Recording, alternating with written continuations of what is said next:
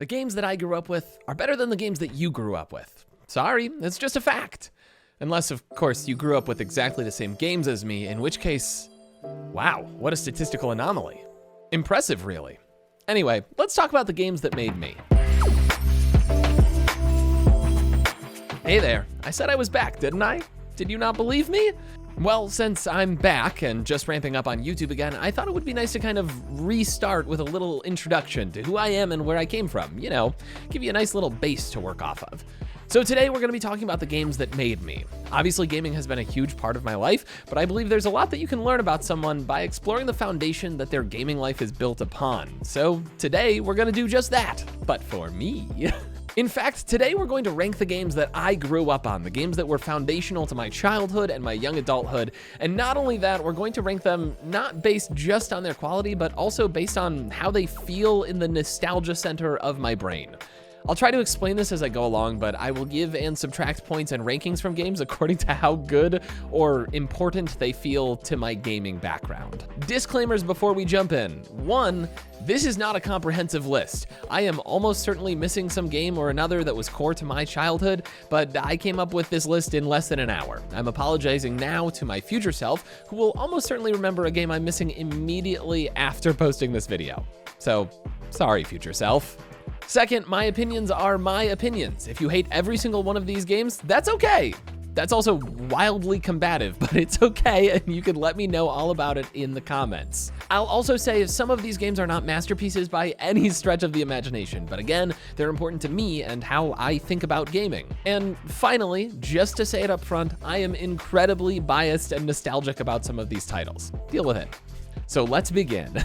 So I've got us set up here on the old tier maker, and we're gonna rank things with S being like the absolute most core to my gaming foundation, the things that I feel are most important to who I am as a gamer today, as based on like whatever's happening in my brain right now. Does that necessarily mean that they are good games? No.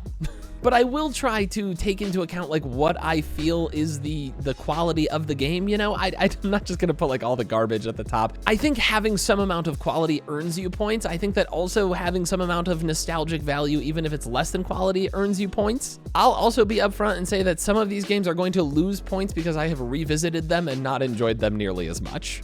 In fact, while sitting here, I actually just realized one game that should absolutely be on this list, so let me go find that and add that in. And I'll also say I'm gonna go through these like relatively quickly. I wanna touch on things that are important from each thing, but also like I don't need this to be a 4-hour video for your sake. I just keep adding more disclaimers. This video is gonna be more disclaimer than game ranking. All right, let's just get started. Let's jump right on in. Okay, first up we have a 1080, which is, if you're not familiar, a snowboard game for the freaking N64. My goodness, this is like core nostalgia to me. Do I think that 1080 is the best snowboarding game out there? No, but did it absolutely contribute to me loving snowboarding games? Like 100%, maybe 200%, maybe 500%, I don't know. This is the first snowboarding game that I ever played, and I love snowboarding games nowadays. I wish they would make more of them. Oh, and I should also note that like these are not in any particular order. It seems to have just kind of like filled them in however. So don't feel like there's any like special order to these or anything like that. It's all random. Next up, we've got Pokemon Pearl Edition. I'm gonna put this at like the B tier, I think. So I enjoyed Pokemon Pearl, but this was also the last Pokemon game that I played before like a long hiatus. I played every game or every generation up to this, and then this was the one that like I played it and then I took a long break. So I think that knocks it down a few points here, but I did still enjoy the game. With that said, next up we've got Pokemon Gold Edition here. This is maybe my second favorite Pokemon game that I remember from back in the day. I think that squarely earns it an A position. I don't know if y'all have siblings or if you experienced with other people in your family, but I have a brother who's 2 years older than me. We were 1 year apart in school. We were very close. We played all of the same Pokemon games, but he always got one and I always got the other, and we still actually do that to this day. And so he got Pokemon Silver and I got Pokemon Gold. He got the one with Lugia, I got the one with Ho-Oh. Same thing with Pearl. He got Diamond, I got Pearl. And I've just always felt more attached to Gold because of that. You'll notice that Silver is not on the list here. I'm just gonna go through the Pokemon games while we're here. since I can see them in the list here. Pokemon Red, I believe, is the one that I played. I think my brother had Blue and I had Red, but as I was making this list, I realized I do not remember anymore, but I'm pretty sure that I had Red. This one's got to lock in at A tier as well. This was my first ever Pokemon game for sure. I played Yellow after this, which I did not put on the list, but Red was the one that was very, very core to me. That one scores big on nostalgia for sure. And then this is the last Pokemon game, I believe, like the last core Pokemon game, like mainline Pokemon game on here, I believe. And that's Ruby version. And this one has to be in the S tier. I loved this game. And specifically, I loved Groudon as like a legendary Pokemon so incredibly much. It was like you could have big badass lava lizard guy, or you could have like a fish. I went with the lizard guy. Actually, I don't know if he's a lizard. I don't know actually how you would describe. He's some kind of mammal, maybe. Dinosaur? I don't know, but he's way cooler than Kyogre, that's for sure. Next up, we have Banjo-Kazooie. Banjo-Kazooie is a game that I used to have a love-love relationship, and now I have a love, oh my god, relationship with. And this is where recency bias comes in for sure. Because if you would have asked me 1 year ago how I felt about Banjo-Kazooie, it would have been S tier all the way. And then last summer, I tried a speed run with Banjo-Kazooie, and it kind of ruined it for me. This is gonna bump it down to A tier. I think this is still an exceptional game, but it's just I can't in good conscience put it up at the top. The controls are so difficult, and that speed run like broke me. I quit. I never learned the speed run. I quit early because of freaking Clanker. If you know, you know. Next up here, we've got Mario Strikers, and this is specifically Mario Strikers Charged. I never played like a ton of sports games. Like I had neighbors who had like the Madden games and NHL and all of that stuff. They were super duper into sports games. This was like the closest I got besides snowboard games to like a sports game really. And honestly, this game like rips so hard. Playing soccer with like cartoon physics, but also having like all of the power-ups and things like that. Strikers Charge absolutely delivers. The more that I talk about this, the more that I think like this is kind of like the perfect soccer game for me. I've played FIFA, but not really like enjoyed it nearly as much as this. Like soccer plus superpowers feels really good. I think I'm talking myself into moving this up to the S tier. This might be one of, besides some snowboarding games, this might be one of the best sports games I've ever played. Next up, another game that's very core nostalgia to me, but again, I have to bump it down a little bit because I played it recently. I played it a few years ago, and the controls are just so freaking whack, yo. Compared to, and this is again, recency bias, I know that this is not fair to the game, but compared to modern control schemes, Super Mario Sunshine was so good. It was like revolutionary for what it was doing, right? 3D Mario that came about in Mario 64 was revolutionary, and then adding like the water jetpack, super duper cool, but compared to modern standards, it's so hard. I 100% of this game. I got all 120 shines, and it almost broke me in the process. It was a rough time. I honestly, I would put it at the B tier if I didn't enjoy watching the speed run of Super Mario Sunshine. And honestly, like this, like playing the game, 100%ing the game and how frustrating that was for me, like makes watching people run it, like do speed runs of it so much more impressive. So we'll leave it at the A tier. I think that's absolutely fair. Ooh, next up is a good one here, Age of Mythology. This is a game that introduced me to an entire genre. Like I had never played, what are they called? RTSs, real-time strategy games. I had never played an RTS before, but my brother and I, we were really like into the concept of mythology and learning about different like gods and things like that. And so Age of Mythology really hit hard for us.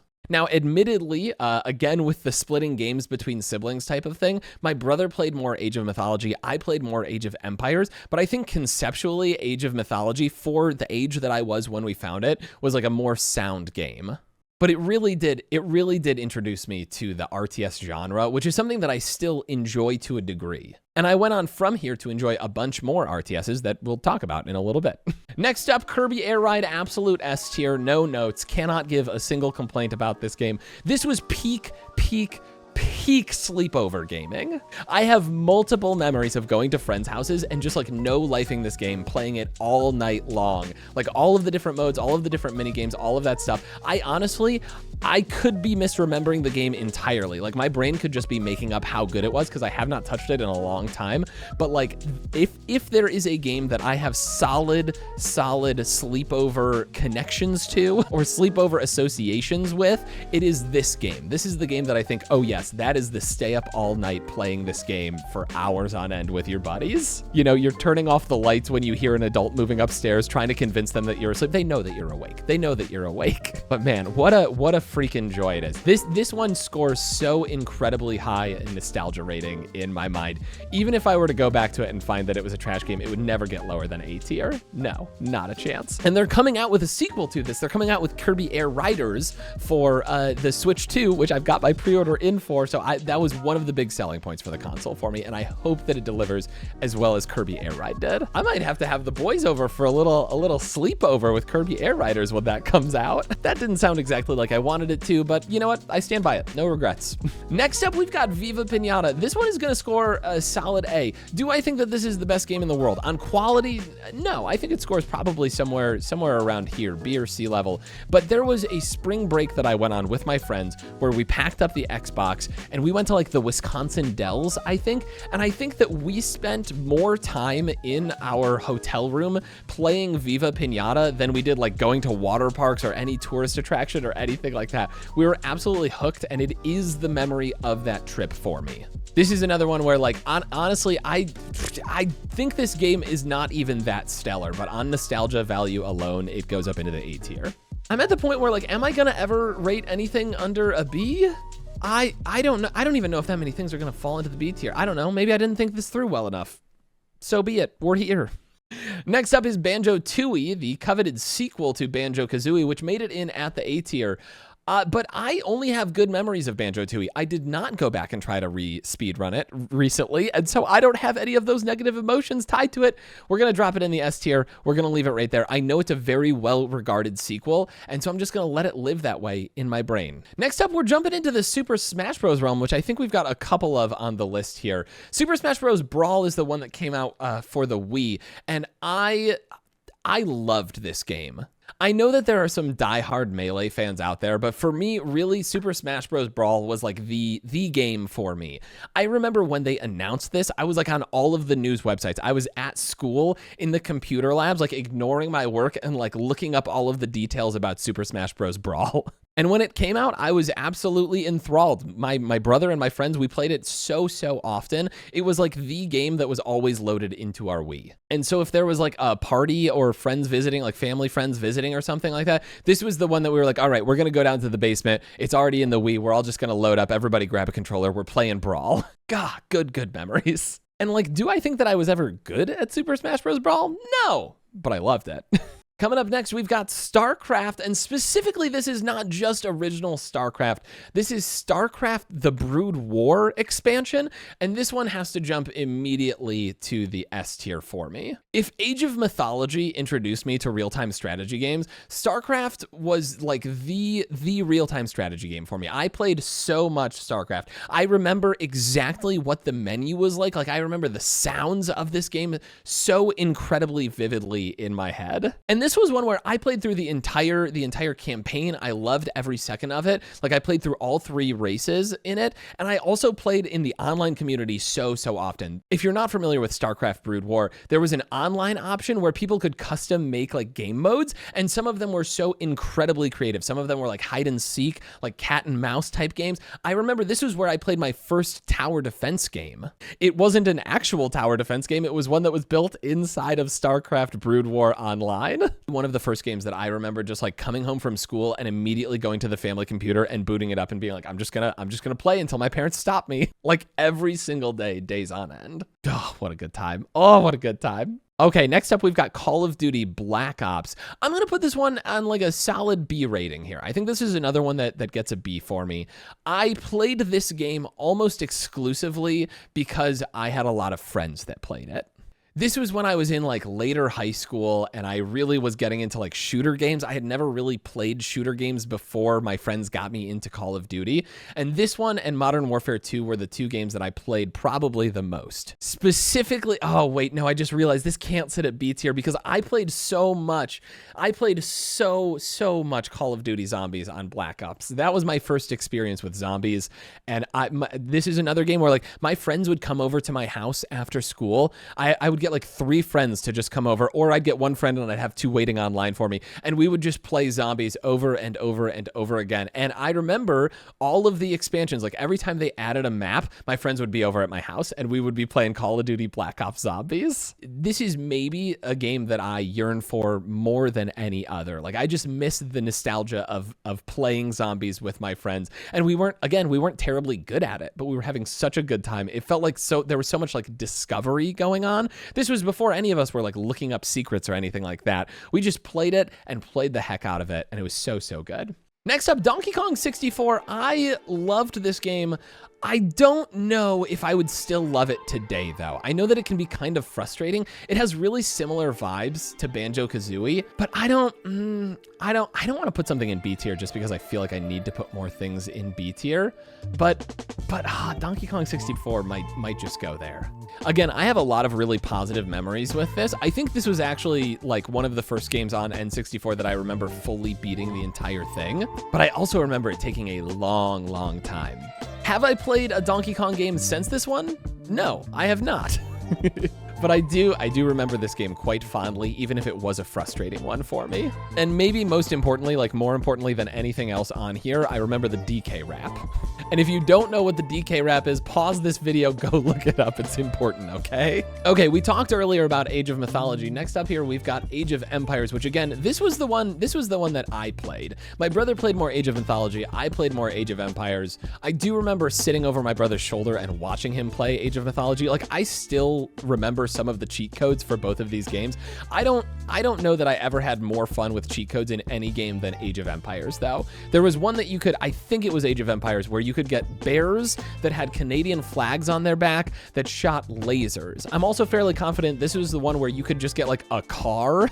You could cheat code in a car to just be one of your units. And I have really good memories of like just making a bunch of cars and a bunch of laser bears and just like mowing over hordes of enemies with them. I don't know that I ever played through like the full campaign or anything like that, and so this one sits a little more in B tier. It didn't like grab me as much, but I do have some fond memories of those cheat codes for sure. All right, I've got Guitar Hero 2 on the icon for this one, but really this is just like all of the Guitar Hero games. I definitely played like 1, 2, 3, World Tour. Like I played so many of them. Back to the 80s, I think was one of them as well. I had every single Guitar Hero game as they came out. And I think that like as far as rhythm games go, this one has to go to S tier for me. It just feels so fundamental. This was another game where like there was an era, if you are considerably younger than me, you need to understand that there was an era where anytime you went to a party, it had Guitar Hero at it. There was always, no matter what was going on, there was a TV somewhere in the basement or like a side room or something that people were playing Guitar Hero on, and you would take turns and try to show off to your friends how good you were. And yeah, I no-lifed this game for a long time. Like me and my friends, we got good at it. Was I ever through the fire and flames flawless good? No. But I could beat like most of the songs on the hardest difficulty, if not all of them at some point. Next up, we've got Halo Combat Evolved, which is a game that like a lot of people really love, and I think it's solid. I really do think it does. I think that it is the foundation that the rest of the Halo series stands on really well. I remember very vividly sniping people with the pistol because that thing was hecka overpowered. But I don't remember like really getting into Halo when it first came out. What I do remember is in high school having the original Halo loaded onto a flash drive, and me and my friends would just like load up Slayer matches against each other and try to be as ridiculous as possible in computer labs when we had like that LAN connection going on. For that, it makes the list. It's gonna sit at a solid B tier here. It wasn't my favorite game. I was never like a huge Halo player. I don't even know if I owned this game beyond that emulator, but I do have those good memories associated with it. So I respect it for what it is. We'll keep it at the B tier. Next up, we've got a game called Math for the Real World. This might be the game that nobody else but me and my family remember in the slightest. If you know this game, if you know the game Math for the Real World, please let me know. I have to, and honestly, I have to put this immediately at S tier, because was this a good game? Almost certainly not. For those who aren't familiar, it was an educational game where you toured around the country playing in a ska band.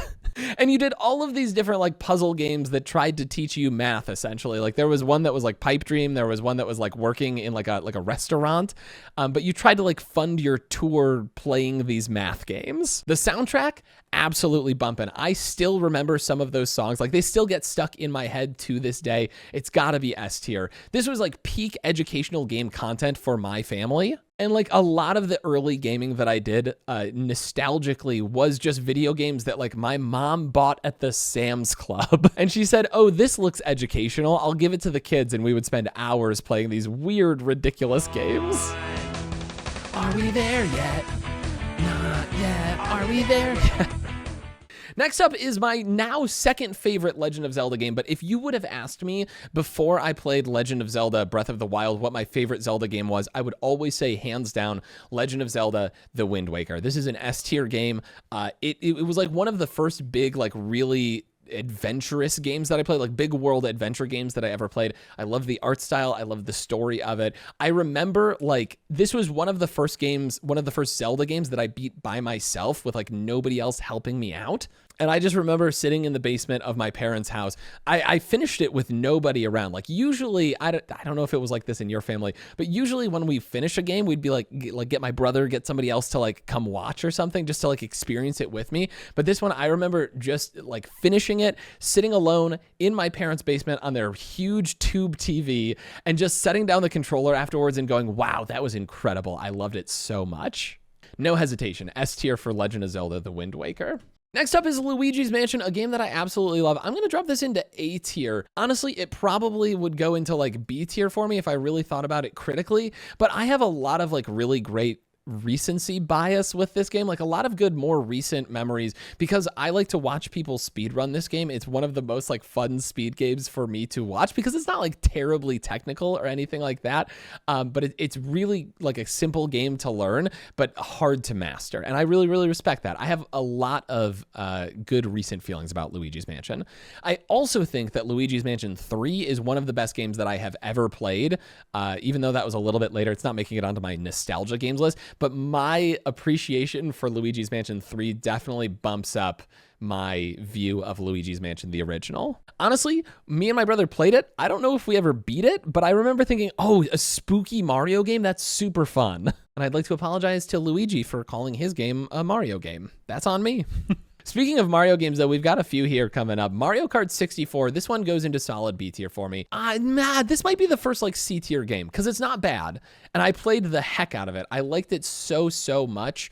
And it does feel like core. It was the very first Mario Kart game that I ever played, I believe. My siblings and I played it so much. But like retrospectively looking back on it and knowing what Mario Kart could be in the future, I'm like, yeah, that was kind of just like a boring racing game. I don't think that it lives up to the modern hype of Mario Kart, especially because I love modern Mario Kart so much. But it earns a place on the board just because, like, you know, it was the first. It was the first in a game series that I absolutely love nowadays. We take those.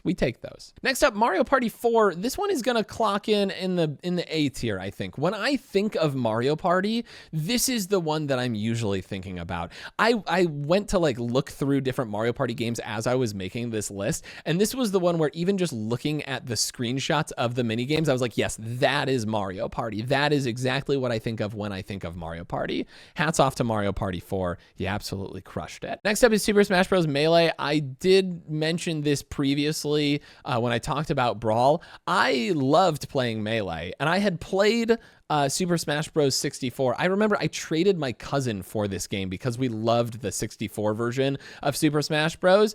We traded him for like a soccer game that had been given to us for Christmas or something. And honestly, I think we won out on that trade so hard. This was a great game. It really, really was. But it's another one where like I was much more of a Brawl player than a Melee player. It gets its props. I know so many competitive game players love Melee to death. I wasn't that competitive. I'm comfortable ranking it at a B. Minecraft is a game that's hard to like consider nowadays. It's hard to like rank in my brain how it falls because Minecraft today in 2025 is so different than the Minecraft that like originally came out. I started playing in beta with some of my friends, and I have some really, really good memories there. But it's hard to like compare that to where Minecraft is nowadays. It's like it's a monolith of a game, you know? It's practically its own entire genre, and that's hard to like square in my head. I did play a lot of Minecraft when it first came out. I didn't get it at first, and then a friend made me purchase it, and it took very, very little time for me to get it. So I'm gonna rank Minecraft around like B or C tier. Again, I think it's a great game. I think like as far as putting it in the context of gaming as a whole, it's S tier. But for me, I'd put it at B tier if I didn't have so many memories of getting griefed in this game. Let's put it at C tier and call it that. Again, C tier is still absolutely fantastic. I think these are great games. Just as far as like my personal value of them goes, not that important. I do have to say I would be remiss if I did not give a shout out to my buddy Eldertree for the times that we would sit in my backyard on our laptops in the middle of the summer and eat salad and play Minecraft on the picnic table. Weird memory. Absolutely treasured, though. All right, we're back to Call of Duty here. I think of the two, between Modern Warfare 2 and Call of Duty Black Ops, I think Call of Duty Modern Warfare 2 is to me, the better game.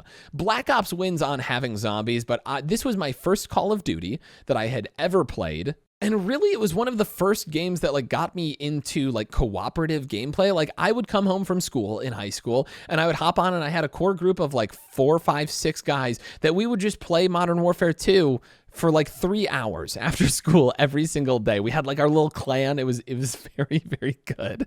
It was very cringy retrospectively, but it was great. We loved it. We were having a good time. This was like one of the first big like camaraderie in gaming games for me. So I think it's earned squarely its A tier here. For sure, for sure. Next up, Pajama Sam, and I have, this picture is from No Need to Hide When It's Dark Outside, but really, I think the two that I played were No Need to Hide When It's Dark Outside and You Are What You Eat From Your Head to Your Feet. These were also games that I think my mom picked up at the Sam's Club because they looked mildly educational, and I played the snot out of them. I loved both of these games. Absolute S tier for me. They're point-and-click adventures. If you're not familiar, you can get them on Steam. I played through them last summer, and I just love them as much still as I did back then. So S tier for Pajama Sam. Next up is PictoChat, which if you're not familiar with, I will not explain. S tier, if you know, you know. Next up is Pokemon Coliseum. This was one that I watched my brother play a ton of, like the story of, and I did not care too much for, but the mini games in this game were absolutely goated with the sauce. I'm putting it at C tier because I don't feel like I can like accurately say that I love a game, that it's core to me if I didn't play like the main functionality of it. But I remember playing so much of the mini games with buddies. Like they would come over to our house and we would just spam the Pokemon Coliseum mini games for so long. We tried to get it was that and Mario Party that we just tried to get as good as we possibly could at all of the mini games. Incredible memory. Roller Coaster Tycoon 2 was probably one of the first experiences that I ever had with like a simulation game, and I played so many hours of this game. Like I could not tell you how many. It was relatively easy to run on my parents' computer, so like they didn't mind it being on there, and it was like innocuous. There was nothing problematic about it. I mean, sometimes you would create roller coasters that would yeet people into the stratosphere, but my parents were like always super chill about me playing a lot of Roller Coaster Tycoon, and so I did. I specifically remember doing a lot of like creating my own roller coasters and trying to like ride that edge of like how extreme is too extreme, and like can I dial it one notch back from that so that people will actually ride it, and it actually just like makes everybody vomit when they get off of the roller coaster,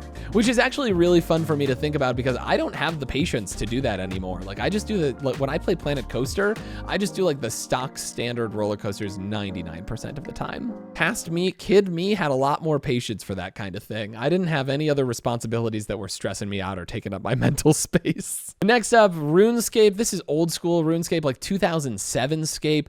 And this was my first MMO. This was my first MMO. I absolutely was head over heels for it. I spent every spare moment that I had in a school computer lab playing this game, and all of my friends played it too. I cannot tell you how much time I spent listening to Weird Al and playing RuneScape and just like chopping trees and mining things. Did I ever get to like super high levels in combat or anything like I don't remember that. What I do remember is all of those super monotonous tasks, just listening to music, vibing out, text chatting with my buddies, and having the time of my life doing it.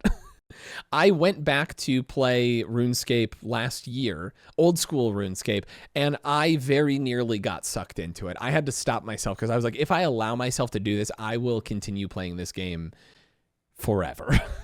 Earns its S tier just on that alone, honestly. And like, is old school RuneScape an impressive game to look at? Absolutely not. But the fact that I still felt like it held up even today, that makes it S tier for me, for sure. Next up, Ski Free. This is a game that I believe I only ever played on my grandma's computer. This was like we're staying at grandma's house and they have a computer, but like she obviously doesn't have a lot of games. Oh, they have this skiing game? Well, it's not the best thing in the world and we keep getting eaten by the abominable snowman, but let's play Ski Free for an hour just to kill some time while my parents are visiting. I think that puts it like firmly in the B tier. Only good memories associated with it, but like not a lot of replayability or anything like that. This one earns points for saving me from a very boring situation, and we take those. Next up, we've got SSX, which came out in 2012. So I was firmly in college when this game came out. Do I still consider this an incredibly nostalgic game for me? Yeah, absolutely. And I think this is very, very close to like my perfect snowboard game. I wish if anybody is listening from EA Sports, I wish they would make another SSX game. This one, like, I know got panned by the critics, but it was perfect to me. I loved it so much. You could race against your own ghosts, you could race against global records, you could race against your friends. The story was compelling to me. It had all of these different like variations, like every level had a different like trick to it, a different thing that you had to learn to be able to survive on these like very deadly mountains. I think in the rest of the world, this game was called SSX Deadly Descents because you were trying to like tackle the 7 coolest or the 7 like most deadly mountains in the world. And I just thought that was really neat. Some of them you had to like manage oxygen. Some of them you had to like stay in the sunlight so that you didn't freeze. Some of them you had to like use ice picks to turn because it was so icy. I thought that was so cool. It took what I loved in like a very goofy snowboarding game where you could just do like infinite tricks and it added something new to it. And I have always just appreciated that. And I wish they would bring it back. Give me more snowboarding games. With that said, SSX Tricky was, I think, the first snowboarding game that I played in the SSX line, and I absolutely loved it. It was super duper fun. This game is like doofy, but also just a great, well put together snowboarding game. I think everybody who played this game has a memory of going into like the trick mode and hearing Run DMC's Tricky start playing, and just like the serotonin, the dopamine hit that comes from that is just overwhelming. To this day, if I hear the song Tricky, this is what I think of. And in fact, to put credence to my own previous point there, SSX 2012, they brought back, when you go into the Tricky mode, it plays Tricky by Run DMC. No notes, not one. Loved it, 100%. Super Mario 64 falls into a similar category as Super Mario Sunshine for me, where like this was a formative game for me. It was like one of the first 3D exploration games that I ever played. I played the snot out of it. I know that I beat it when I was a child, which like a lot of games that I played as a child, I did not beat. But this one absolutely ripped. It crushed. And then I went back to it years later and was like, wow, this is one of the most miserable games to play because the controls are just so difficult compared to modern control schemes. I do think that it is worse and less compelling than Super Mario Sunshine, so it's going to sit at the B tier, even though I think this is one of the greatest in like the history of gaming. This is one of the greatest games. It was the first 3D Mario, I believe, and it has earned its spot in history. It hasn't earned its spot in my nostalgia that well. B tier, we take it. With that said, Super Mario Galaxy is a game that I absolutely obsessed over when it came out. It came out like around the time that the Wii came out, I want to say, and I absolutely loved it. I had played Super Mario 64, I had played Super Mario Sunshine. This felt like the smooth, polished version, like the successor that I always wanted to those games. And on top of that, the soundtrack was absolutely bumpin'. absolutely bumping. Nostalgia A tier. They use the soundtrack for this in some of the like Mario Kart levels and just absolutely perfect. Please inject the soundtrack into my veins. Love it. Super Mario Galaxy, A tier for sure. Super Smash Bros. 64, I think I'm going to put down here in B tier with Super Smash Bros. Melee. This is like the same thing as Mario Kart 64, like the game that kind of started the genre, right? That started the line of games. I remember playing the freaking Pokemon level absolutely nonstop and knowing that it was going to happen and still getting rocked by the Pikachu that like popped out of the little door. And I think just because this was the first one that I played and like the first one that there was, I have stronger, more feel-good memories attached to this than I did to Melee, even though I thought Melee was a great game.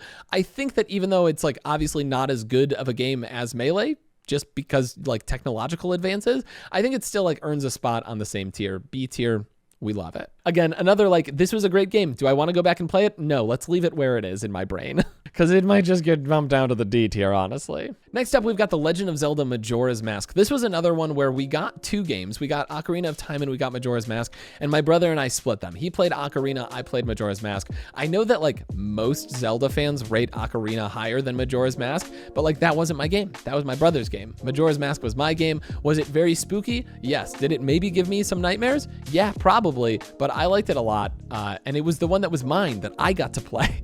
I'm throwing it down at the A tier. I think it's earned it. Do I think it's a perfect game? No. Does it sit as a perfect game in my memory? Also, no. It's no Wind Waker. You know, it's no Wind Waker in my memory, but it was still a bang-up game, and I think very fondly of it to this day. A tier. Next up, this is another weird one, The Lost Mind of Dr. Brain. When I started talking to my sister last year about like nostalgic games, this was one that she brought up, and I realized I had not thought about it like since I played it back in the day, but I remembered so many strange things about it. This was another like educational game along the lines of like Pajama Sam or Math for the Real World. One of the things that like, I don't know how it made its way into our house, but it did, and we played it a lot. And honestly, it's another one that I don't know if I beat. It was a lot of mini games, if I remember correctly, but it was very fun, and it holds a very tender, dear place in my brain. I think it's going to sit at B tier here. It came into my life in the same way as Math for the Real World and Pajama Sam, but I didn't play nearly as much of it, so that feels right to me. Next up is Marvel Ultimate Alliance. This is a game that I believe, if I'm remembering correctly, came out with the Wii. Like, my brother and I got the Wii when the Wii came out, and one of the games that came with it was Twilight Princess. I think the other one that we got with it was Marvel Ultimate Alliance. We were not huge like comic book superhero fans or anything like that, but we played this game a ton, and it feels like I get nostalgic feelings for Marvel Rivals because my brother and I played through so much of Marvel Ultimate Alliance. If you're not familiar, these games were like story-based. They were story and like heavily combat focused. They weren't like a player versus player game like Marvel Rivals is, but I do think they set a really firm foundation for what Marvel Rivals is today. At least in my brain, they do. I'm gonna leave this at the A tier, and I say that especially because I didn't expect to love this game, but I remember being so absolutely infatuated with it back in the day that I just wanted to play it with my brother all the time. Next up is Wii Sports, a game that I played a ridiculous amount of because when the Wii came out, like if you were not alive when the Wii came out, I know some of you were not alive when the Wii came out, but if you were not alive when the Wii came out, it changed the game. Like it literally changed gaming forever with motion controls. And so like Wii Sports was the game that like really showed that off. It was the thing that they essentially made this game so that you could like experience motion controls in the easiest way possible, the most relatable way possible. I played this so much because I had a Wii and some of my friends did not. And so they would come over to my house and be like, all right, let's play Wii Sports so you can see how cool motion controls are. That's right. I was one of the cool kids for approximately 8 seconds. With that said, the soundtrack, absolutely banging. It kind of falls into the same category as Minecraft for me, where like this is an important game in the history of gaming, and I played it a lot, but I just can't like rank it higher than C tier, I don't think. Next up, hitting on my high school years a little bit here, is World of Warcraft, and specifically the Burning Crusade expansion. I got into World of Warcraft when Burning Crusade had, I think, been out for a little bit. It was before the next one, before Wrath of the Lich King, which I kept playing through that. But Burning Crusade was where I spent like the most of my time. And if RuneScape was my first MMO, World of Warcraft was the first MMO that like did it well, that was actually worth paying the premium for. And I put a lot of hours into this game. In fact, I maybe was like a little bit addicted to it at one point, to the point where like I remember my girlfriend, my freshman year, this is so embarrassing. My girlfriend, my freshman year of high school, called me on the phone to break up with me. And we had this long conversation where she broke up with me and I was very sad about it. And then at the end of the conversation, I just started playing World of Warcraft.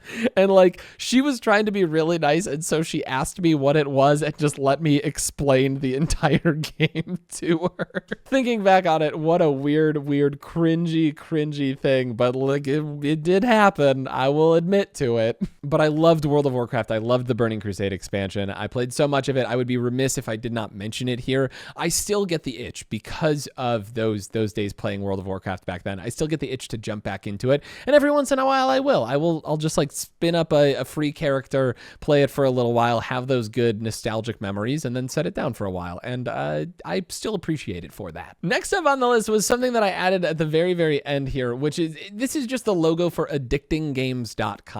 If you were not in like middle school and high school when addictinggames.com was at its peak, I think eventually it got out by like Cartoon Network of all things. But before that, when it was independent, this was like the spot where everybody found the like Flash games, the poorly made Flash games. Not all of them were poorly made, but a lot of them were poorly made. But this was like where you went when you had free time on a computer at school. You went to addictinggames.com and you just like browsed through their massive directory of Flash games. It was like, if you could find a cool game on Addicting Games to recommend to all of your friends, you like earned so much social credit, so much clout back in the day. Were the games fantastic? Absolutely not. Were they like some of the most varied gaming experiences that I had as a young person? Yeah, for sure. B tier feels right.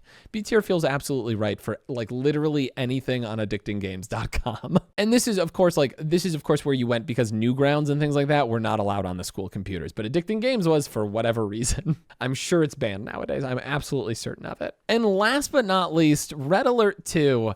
This is a game that a buddy like gave to me. He clued me in on and was like, hey, you got to check this out. And I was like, oh, this is like StarCraft, but like a little more real life. And I don't honestly feel any attachment to the themes of Red Alert 2. Like, I'm not a super patriotic anti-Russia kind of person. But Red Alert 2 was like just such a good game. I remember playing through the entire storyline for it. I did not play Red Alert 1. I don't think I played any Red Alert game past this, if they even made them. But Red Alert 2 was just a very solid RTS game that like my buddy and I played through like in parallel. He played through it while I played through it on separate computers. And this is a game that like similar to StarCraft, I still like could quote lines from the game. I still like remember all of the sound effects and things like that. This was like a core gaming experience for me as far as games that I got into like on my own without my brother being involved. And honestly, like sitting here, I don't think that I could tell you an exceptional thing about Red Alert 2. It was well made. It was well done. I don't think it was as good as StarCraft. I think this was just the type of game that just like hit at the right time. I was looking for something that I wanted to put like all of my energy into, and when Red Alert 2 was suggested to me, it just made sense. Solidly made, but again, I don't think that there's anything that like pushes it really above the B tier for me. So there you go. Is this 100% correct? If I were to sit here doing like 3 more hours of assessment on this, would I move things around? Yeah, probably, but we don't have that kind of time. So we're gonna leave it here. This feels really solid to me. Am I also convinced again that I have missed like lots of games on this? Yeah, especially after hitting the end of this list. I feel like there has to be like 10 or 12 games even maybe that should be on this list that just were not. Maybe I'll make a follow-up video at some point. Maybe I'll make like a part 2 or something.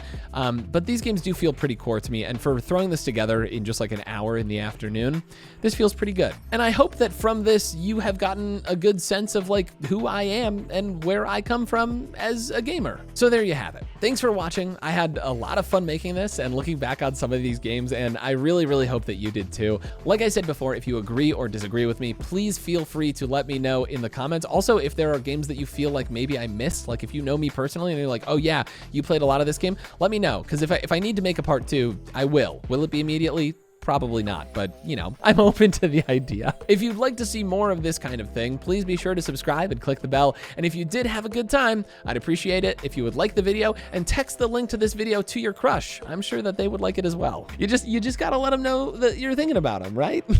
And what better says, hey, I really dig you, I really have a crush on you, than, hey, here's this weird doofy guy talking about games that he used to love back in the day. I've derailed a little bit here, but I'm just gonna wrap it up by saying thanks again for being here. I appreciate you taking a stroll down gaming memory lane with me.